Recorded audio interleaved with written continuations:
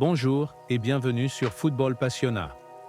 Dans cette vidéo, nous allons aborder un sujet crucial pour le FC Barcelone, les erreurs défensives. Si le club souhaite réussir cette saison, que ce soit en Liga ou en Ligue des Champions, il est indispensable de renforcer la solidité de sa défense et d'éviter ces erreurs parfois ridicules qui peuvent coûter cher. Ces fautes peuvent non seulement faire perdre des points précieux en championnat, mais aussi être fatales dans les compétitions à élimination directe. Nous allons analyser en profondeur ces problèmes et explorer les solutions qui pourraient aider Barcelone à surmonter ces difficultés. Prenons un exemple récent. Lors du match contre Dortmund, Cubarsí a commis une faute dans la surface qui a conduit à un penalty. Ce genre d'action, aussi inutile qu'évitée, peut changer l'issue d'un match. Mais pourquoi Cubarsí a-t-il poussé l'attaquant dans la surface? Après analyse, il semble que ce soit la nervosité qui ait pris le dessus. Pourtant, le ballon était déjà dans une zone fortement défendue, avec 6 à 7 joueurs autour. Cette panique était-elle justifiée? Probablement pas, d'autant plus que l'attaquant semblait être hors jeu au moment de l'action.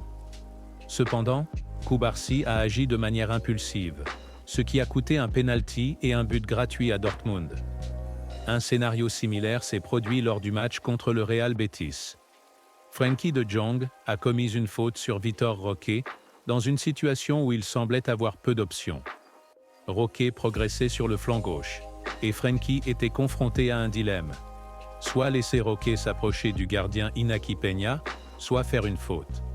Frenkie a choisi de commettre une faute, ce qui rappelle étrangement une situation similaire entre Ronald Araujo et Barcola en Ligue des Champions.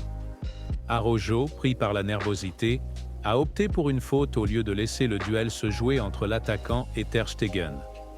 Cette erreur a permis au PSG de marquer et de prendre confiance, conduisant à l'élimination du FC Barcelone.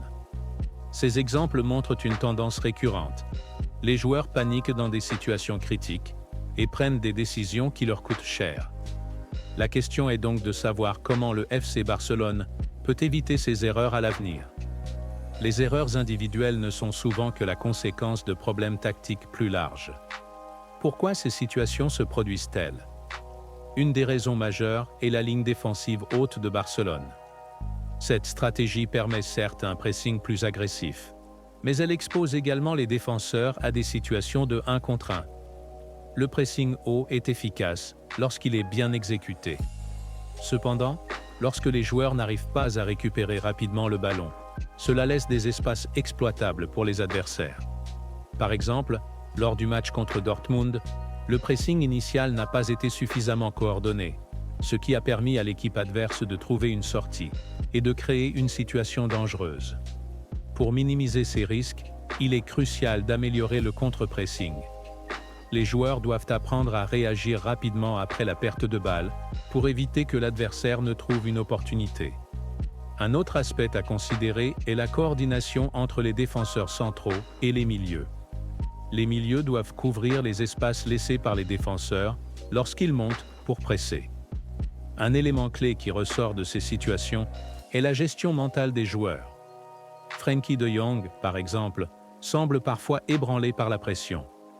Lors du match contre Dortmund, il a effectué une passe mal placée en retrait qui aurait pu coûter un but supplémentaire. Cela contraste fortement avec le joueur qu'il était en 2018 à 2021, connu pour son calme et sa capacité à jouer sous pression. La nervosité des joueurs dans les moments décisifs est un problème qui peut être résolu grâce à un soutien psychologique et à des exercices spécifiques. Le club devrait investir dans un accompagnement mental pour aider les joueurs à garder leur sang-froid dans les situations critiques. Il s'agit d'un facteur souvent sous-estimé, mais qui peut faire une grande différence dans les compétitions au plus haut niveau. En comparant les performances actuelles à celles de la saison précédente, on remarque une régression significative. Lors de la saison 2022-2023 sous Xavi Hernandez, Barcelone n'avait encaissé que 20 buts en Liga. Cette saison, le club a déjà atteint ce chiffre, alors qu'il reste encore plusieurs mois de compétition. Cela montre une fragilité défensive qui doit être corrigée rapidement. Des équipes comme la Real Sociedad, l'Atlético de Madrid ou le Real Madrid ont actuellement une meilleure défense. Barcelone, qui aspire à dominer en Espagne et en Europe, ne peut se permettre d'être à la traîne dans ce domaine. Pour revenir au sommet, il faut retrouver une discipline défensive et une organisation exemplaire.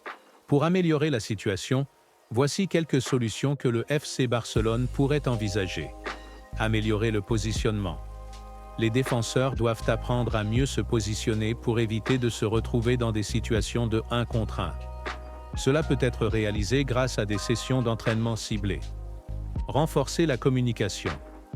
Une meilleure communication entre les joueurs peut éviter les malentendus et les erreurs de jugement. Travailler sur la gestion mentale. Comme mentionné plus tôt, un soutien psychologique peut aider les joueurs à rester calmes sous pression. Adopter une stratégie plus flexible. Plutôt que de toujours jouer avec une ligne haute, Barcelone pourrait envisager d'adopter une approche plus prudente contre certaines équipes.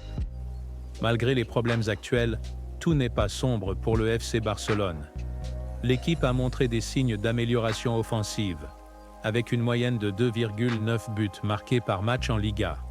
Cependant, pour maximiser leur potentiel, les joueurs doivent surmonter ces erreurs défensives récurrentes. Hansi Flick, en tant qu'entraîneur, joue un rôle clé dans cette évolution.